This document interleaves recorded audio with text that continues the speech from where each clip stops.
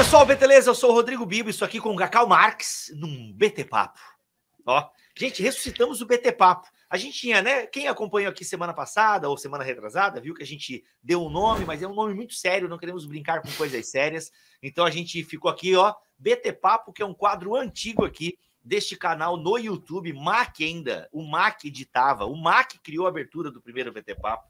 Olha aí, daria até para rodar essa abertura de forma nostálgica agora. E, gente, Cacau Marques aqui no BT Papo, toda semana, toda sexta-feira, às 11 horas da manhã, você tem um encontro com a gente aqui no BT Papo. E a gente vai papear sobre o quê? Sobre alguma pergunta que vocês mandam para a gente. Inclusive, pode usar aqui os comentários deste vídeo para fazer a sua pergunta, que a gente pode ou não responder. A ideia é sempre trazer coisas mais práticas, mas às vezes a gente quer discutir também um pouquinho mais de teologia, ainda assim, de forma prática. Cacau Marques, hoje a gente vai conversar sobre uma pergunta que recebemos da... Não, dá não, né? Do Gabriel. Dá não, né? Dá não, né? Dá não. Como é que é? Não, eu achei que ia ser anônimo.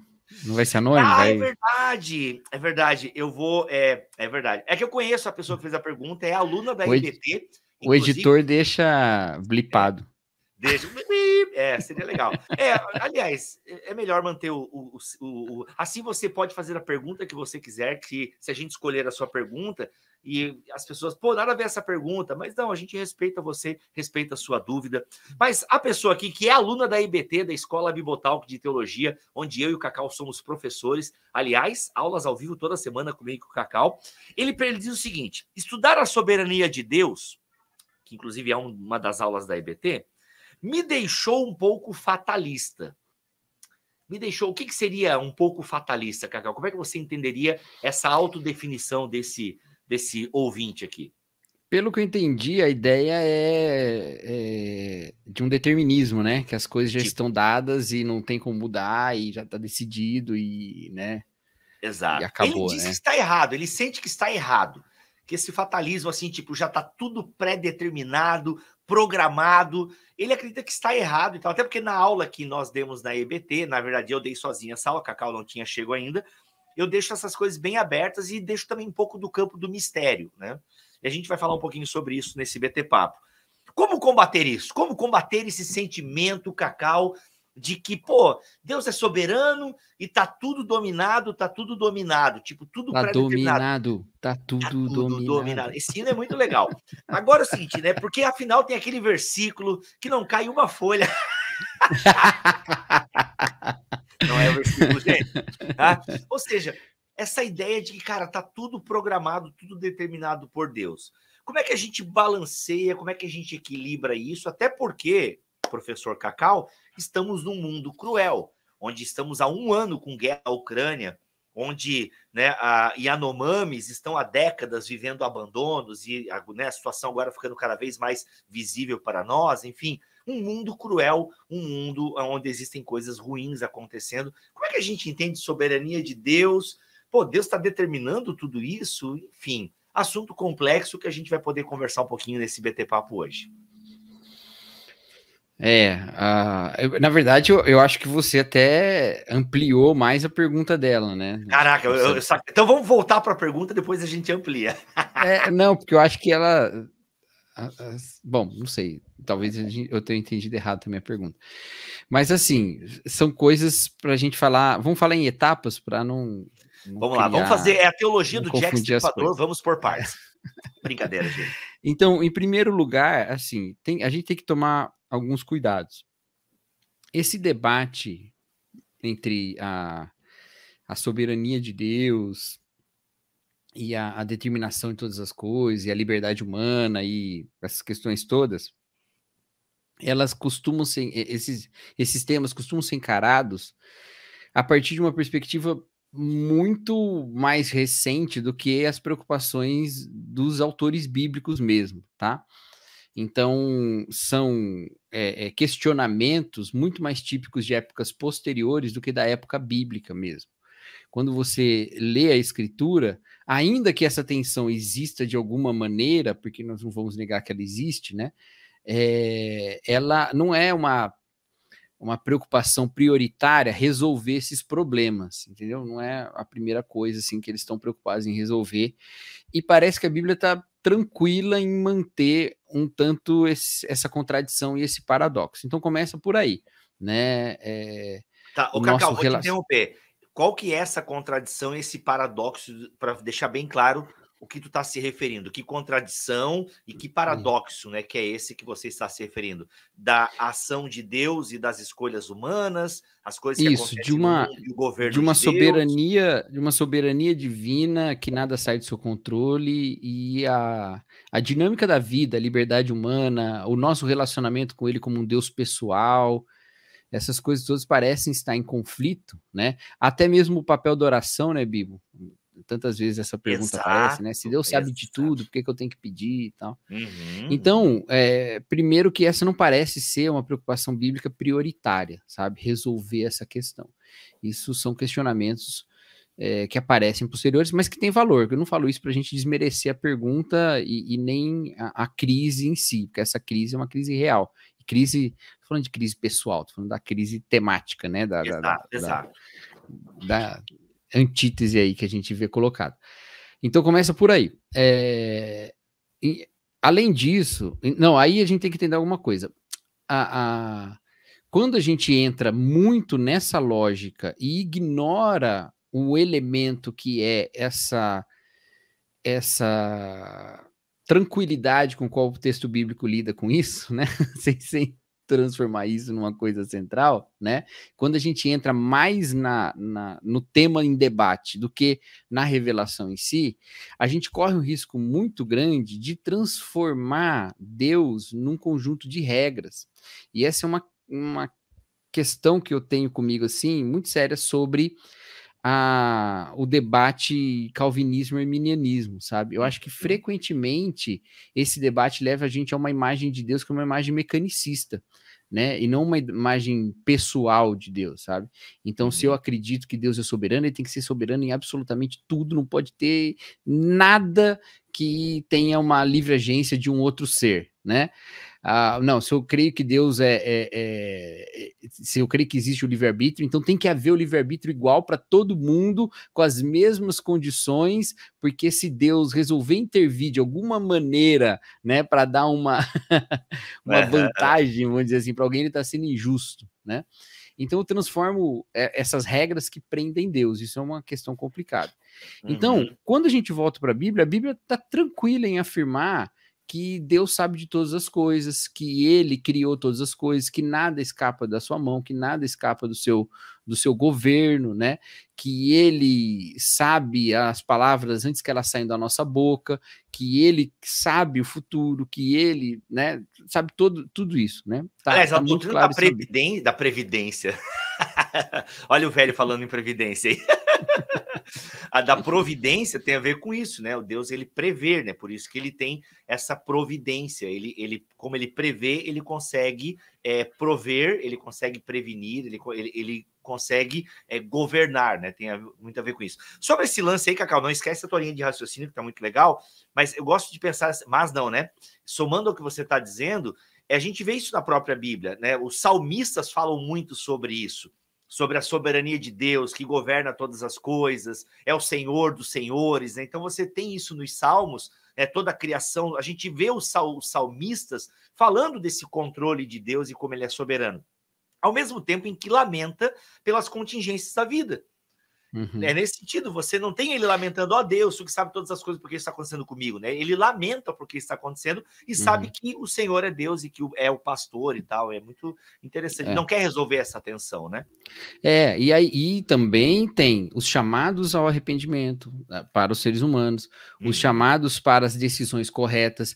A literatura sapiencial bíblica deixa muito claro que, apesar do coração fazer planos, né? Quem decide as coisas é o Senhor, a resposta vem do Senhor. Contudo, passa o livro inteiro de Provérbios clamando que os seres humanos tomem as decisões corretas, né? Inclusive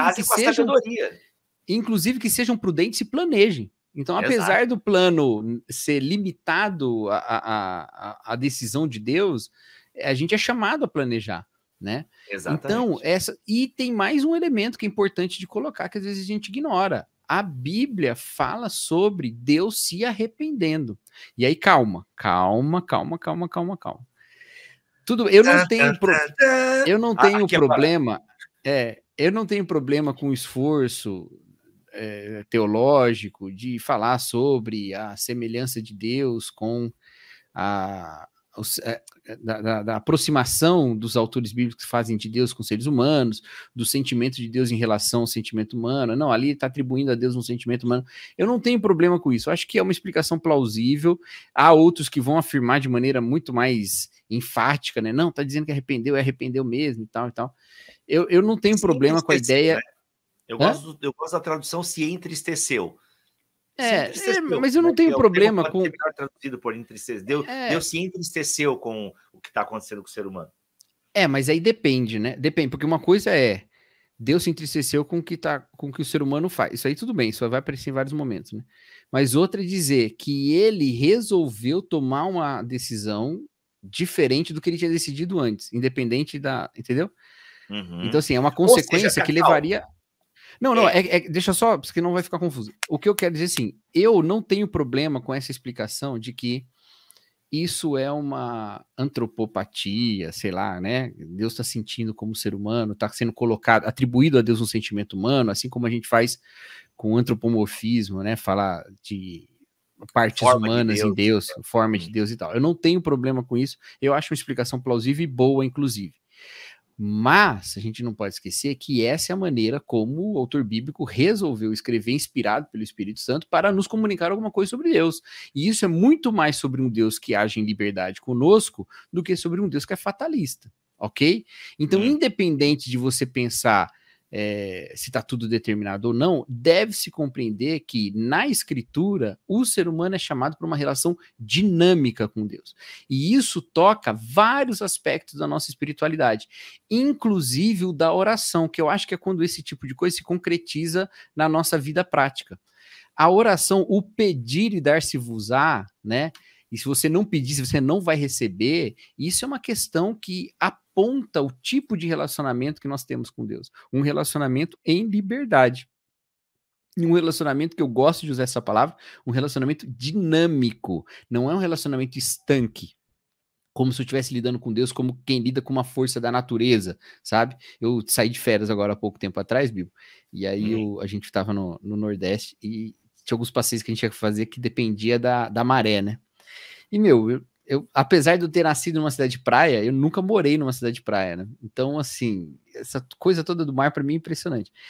E as pessoas têm a tábua de maré, sabe exatamente quando a maré vai subir, quando a maré vai descer, e para mim isso é mágica, porque eu não... Como? É a lua. Mas a gente lida com Deus como se fosse assim, a gente sabe exatamente quando a ira de Deus vai subir, quando a ira de Deus vai descer, sabe? A gente lida com Deus como se ele fosse uma força da natureza, mas como não é assim. Deus tabelável. A Bíblia vai no sentido oposto. Ela, sabendo que a gente tem essa tendência de criar padrões, ela afirma e reafirma essa liberdade divina de nos surpreender. Então, pensar em Deus de maneira fatalista é ignorar o movimento que a Bíblia está fazendo de um Deus de liberdade, né? Daquela definição maravilhosa do Calbart, né, Bíblia? Deus é aquele que ama em liberdade, né? Então, a Bíblia vai no outro sentido, no sentido de estabelecer um relacionamento pessoal com o Criador e não de compreender a programação do Criador na natureza, entendeu? Cacau, ele não é uma linha de código, ele é uma pessoa. Ele é uma pessoa que se relaciona.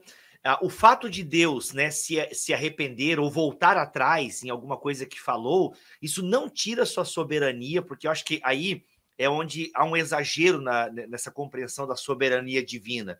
Porque na sua soberania, Deus escolheu se relacionar, né? E como uma pessoa, sim, ele se entristece, ele ouve oração, ele volta atrás, né? A gente tem o clássico caso de Ezequias, que pede mais tempo para Deus, né? E pede mais tempo, e Deus atende a oração dele. Inclusive, nesse livro aqui, gente, do C.S. Lewis, é muito louco, porque o C.S. Lewis, ele não quer te ensinar a orar, que apesar do nome do livro ser Como Orar, mas pelo menos no capítulo que eu li, mano, a minha cabeça fritou. Porque ele diz o seguinte, cara, resumindo aqui Lewis, né? Nunca é fácil resumir Lewis. Olha, você nunca vai saber se aquilo que Deus respondeu à sua oração se ele respondeu porque você orou ou se porque já estava determinado por ele. E nem deve ser essa a nossa preocupação. Entende? Nem deve ser essa a nossa preocupação. Tipo, cara, Deus respondeu a minha oração porque eu orei ou porque ele já tinha pré-determinado que eu orasse e ele faria? Cara, sinceramente, isso é uma preocupação sistemática, boba até em última análise. Porque nós, como o Cacau vem falando, nós estamos numa relação dinâmica com Deus. E, Cacau, tu sempre fala daquele caso que nós temos inúmeros, né? Eu acho que cabe aqui nesse nosso BT Papo, esse caso onde as mulheres chegam lá para Moisés, cara, a lei está dizendo isso aí, mas, mano, não está se aplicando no nosso rolê aqui. Acho que cabe tu citar novamente esse caso. As filhas de Zelofeade, né? Em Números 27, né? Deus dá a lei, e a lei dizia que então a terra e o nome passaria de pai para filho, homem, né? E aí, quando morre Zelofeade, ele tem 5 filhas mulheres, não tem nenhum filho homem, e a terra dele seria dada para os seus irmãos, né? Que ficaram vivos, o nome dele ia sumir, na verdade, né? Ninguém ia carregar o nome, porque os irmãos iam passar o seu próprio nome, né? E ainda que a lei tivesse aquele dispositivo do irmão ter filho com a esposa, o cara já tinha 5 filhas adultas, imagino que a esposa dele não fosse mais fértil, né? Então ainda tem mais essa, né?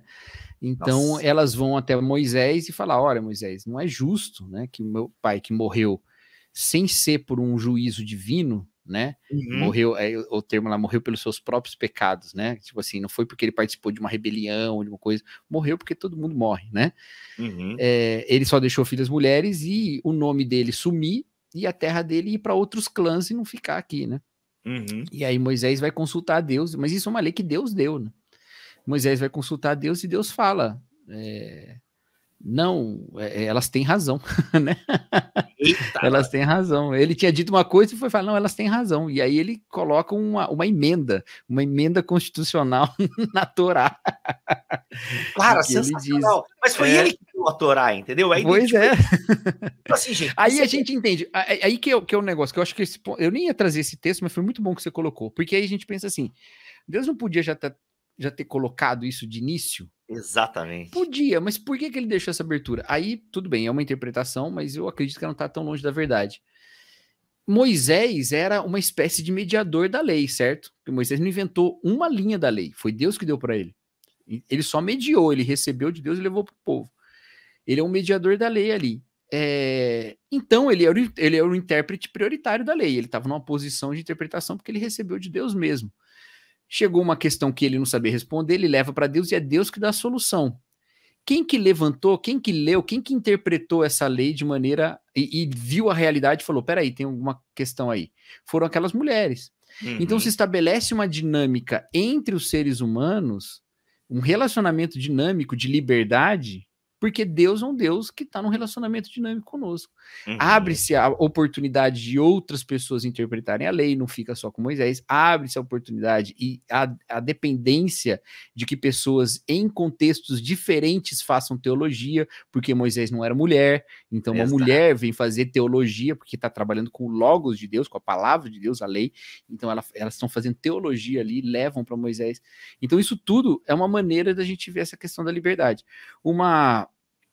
E assim, essa questão que a gente estava falando da oração, né, de pedir, Deus responder e tal, isso não é romper com doutrina calvinista, nada disso. A gente extrapola a questão da soteriologia calvinista para áreas que não tem nada a ver, né?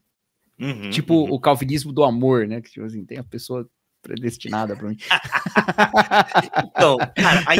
Então, a gente extrapola, às vezes, para esse relacionamento com Deus e transforma Deus num ser mecânico. Exato. Mas essa ideia de que Deus dá coisas que ele não daria se nós não pedíssemos, o John Piper fala, cara. Entendeu? Que é um dos calvinistas mais... Tem coisas que Deus não faria, que Deus não fará se você não orar, né? Tem coisas que Deus faz que ele não faria se a gente não pedisse. Exato. Né? E, cara, e assim, isso, e ele não deixa de ser menos... Deus não tá à mercê do ser humano, sabe, gente? Eu penso que aí Pô, mas daí esse Deus... Não, gente, ele tá se relacionando conosco. Perfeito. E ele nos ouve, e isso não torna ele menos Deus. Ele não tá vulnerável, assim, ele não tá vulnerável a nenhuma decisão nossa, tipo assim, Deus não fala, ih, caraca, ele foi para esse caminho, não era esse caminho. A gente tem que entender que existe uma providência de Deus, que ela é geral, ou seja, o Deus que mantém a criação. Deus mantém a criação. Acredite, seria muito pior se não tivesse Deus mantendo a criação. Ele cuida, ele direciona. Então, assim, eu creio que Deus, e isso a gente vê na própria Bíblia, né? Para manter os seus propósitos, ele interfere, às vezes, diretamente no arbítrio da pessoa e direciona a pessoa para um caminho que ele quis.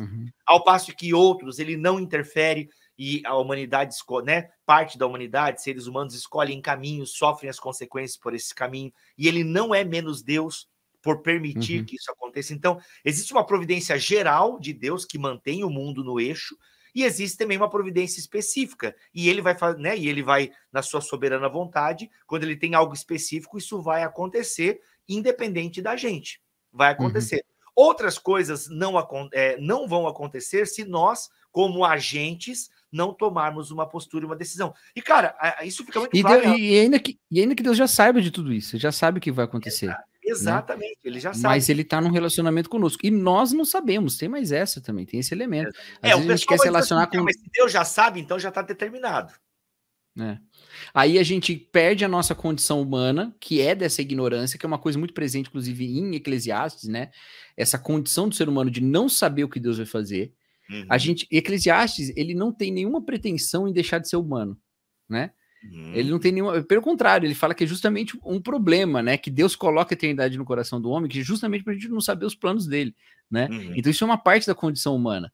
Aí a gente perde a gente quer se relacionar com Deus a partir da posição eterna de Deus, e não a partir da nossa posição contingenciada aqui pela existência temporal. Aí isso é uma maneira de impossibilitar a espiritualidade. Se você... por que eu vou orar se Deus já sabe de tudo? Mas você não é Deus, entendeu? Exatamente. Você está querendo antes entender quem Deus é, o que ele quer, o que ele precisa, ao invés de entender a sua condição, entender o que você precisa, o que você quer, e o que você pode colocar diante de Deus como sendo você. Então, uma solução para o fatalismo é compreender que nós estamos nessa nossa posição de ignorância. E isso é uma coisa... que faz parte da sabedoria hebraica, né? Faz parte da sabedoria hebraica. Mas eu confio naquele que sabe. Eu sou ignorante, eu não sei, mas ele sabe e eu deposito a minha fé e minha confiança nele. Perfeito. Sensacional.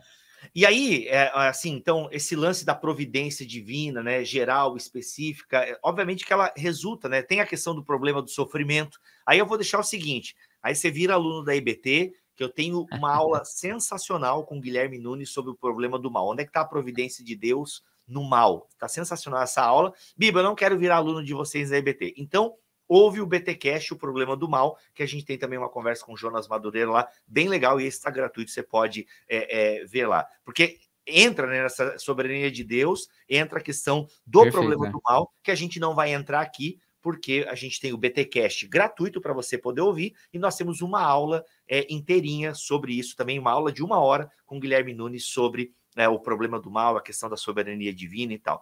Mas eu acho muito legal, trazendo um pouquinho essa relação, né? Deus se relaciona com a gente, ainda que a gente não... Deus não limita as nossas... Não, Deus limita se ele quiser, né? Mas Deus nos dá liberdade, existe uma liberdade. E aí Paulo vai falar, né? Olha, desenvolvam a salvação de vocês. Lembra? A gente até tem um livro. Olha, eu e o Cacau escrevemos um livro com os nossos amigos. Sensacional, tá? Ó, nova mentalidade. Tô igual o Lula, cabeça para baixo, tá? Nova mentalidade. Você sabe que aquela foto do Lula, ela é editada, né? Ah, sério? Sério, olha sério. Que news aí, gente. Pô, não estamos defendendo o Lula, tá? Só trazendo verdades aqui. Depois você presta atenção nela, procura no Google, você vai ver que aquele livro não tem como ser daquele jeito. Pegaram a capa e viraram ao contrário, tá ligado? Pô, e eu fazendo essa piada tem anos, né? Pega um livro pra baixo e eu fico citando o Lula. Mas vamos lá. Gente, por favor, não politizem isso. Foi só uma piada com um livro de cabeça para baixo. Foi só um fact-checking. Pelo amor de Deus, gente. Vamos lá. Nova mentalidade, a gente fala sobre o capítulo 2 de Filipenses aqui. Isso aqui é um comentário da carta de Paulo aos Filipenses, como você nunca leu, tá sensacional. Eu, Cacau, Vitor Fontana, Paulo On, Melhoranza. Tem texto do Gutierrez, do André Heinck. Tem texto do André Heinck, do Hertal. Do Hertal, exatamente. Enfim, tá muito legal esse livro aqui. Porreca. Porreca fala sobre ansiedade aqui, muito bom, cara. E a gente fala ali no capítulo 2, cara, Ao mesmo tempo que Deus, né, por meio de Paulo, fala, olha, desenvolvam a salvação de vocês, trabalhem a salvação de vocês, né? Ou seja, a carta está cheia de recomendações, de posturas que nós que estamos na luz devemos ter, e ao mesmo tempo, gente, tudo isso provém de Deus, sabe? Lide com isso. Lide com isso, sabe? Não caia na ideia de que tudo provém de Deus, então eu vou deixar rolar. Não, tenha posturas, né? Exerça e trabalhe a espiritualidade, a sua espiritualidade e, né, as disciplinas espirituais, mas talvez, cara, não tem mérito algum da sua parte, porque tudo também provém de Deus, sabe? Enfim, ele dá a fome e ele mata a fome. Isso é sensacional, sabe? Espiritual. Então, cara, é uma questão...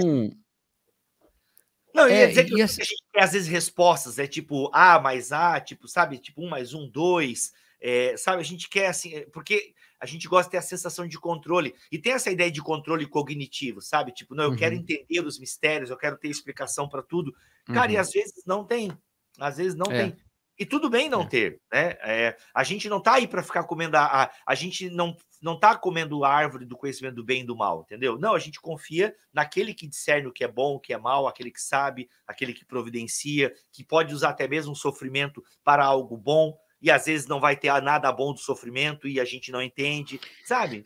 Aí tem várias questões isso aí, né? Uma delas é o seguinte, a gente tem essa questão de querer compreender tudo e não deixar espaço para dúvida, porque a gente acha que a dúvida é uma antítese da fé, né? Olha aí, Tomé, isso não é isso não é verdade. E isso só é assim porque a gente, de novo, despersonaliza Deus e transforma Deus num texto, num conjunto de regras, né?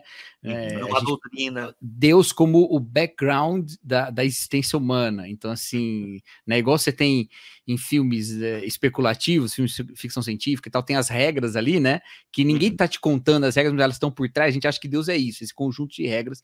E não, ele é uma pessoa. E quando a gente lida com pessoas, a dúvida faz parte da confiança que a gente tem naquela pessoa. Então, tem um livro muito legal do Alistair McGrath chamado O que Fazer com a Dúvida. Eu acho que é esse o nome. Eu não o tenho que fazer com a dúvida. Editora Vida, eu acho. Eu tenho ele aqui, mas eu não vou levantar porque eu tô com um short muito feio. Tá com massa. Eu botei essa camiseta aqui mais... Ainda tá amassada aqui, mas eu botei pra participar no vídeo, então não vou levantar. Tá aqui atrás. Eu sei exatamente onde tá, inclusive, mas não vou pegar. Agora eu quero ver. Agora eu quero ver. Vai lá pegar. Eu te tiro da tela e tu vai lá pegar. Eu te tiro da tela. Não vou. Aí, não.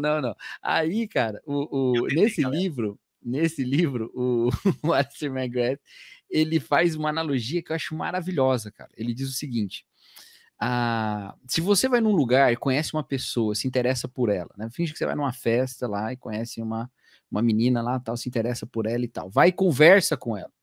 Conversa e pega legal ali a conversa, começa a desenvolver, tem um interesse, você sente que tem interesse também, marca um encontro, né, pro dia seguinte, vão num restaurante e tal.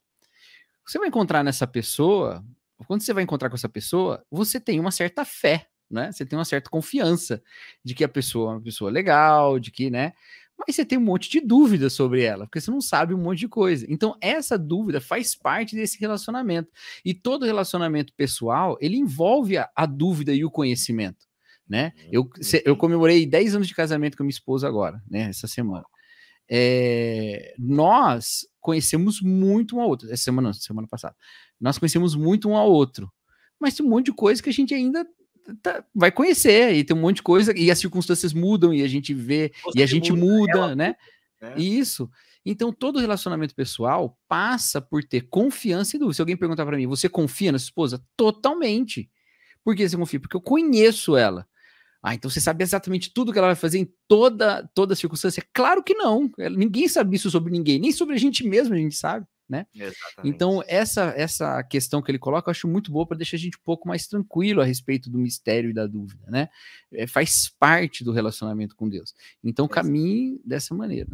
Muito bom. Gente, foi mais um BT Papo, aquela meia horinha na sua sexta-feira, antes do seu almoço, ou você pode assistir durante o seu almoço ou depois do seu almoço, mas aquela meia horinha aí discutindo algum tema da teologia. Lembrando que eu e o Cacau estamos aí, com certeza, o Cacau quase sempre, no BTcast, que é um podcast de Bíblia e Teologia, também postado aqui no YouTube, mas você encontra no Spotify, na Amazon, na Apple, nos apps de podcast. E eu e o Cacau também estamos na Escola Bibotalk de Teologia, onde você tem uma mensalidade e você tem acesso a vários módulos de temas teológicos, inclusive espiritualidade com Cacau Marx, e que também está em todas as aulas, a partir de 2023, nas aulas ao vivo, que nós temos aí com os alunos toda terça-feira. E temos módulos com Tiago Garro, Ciência e Fé, André Heinck, Panorama do AT, eu falando sobre Deus e sobre teologia, uma introdução à teologia.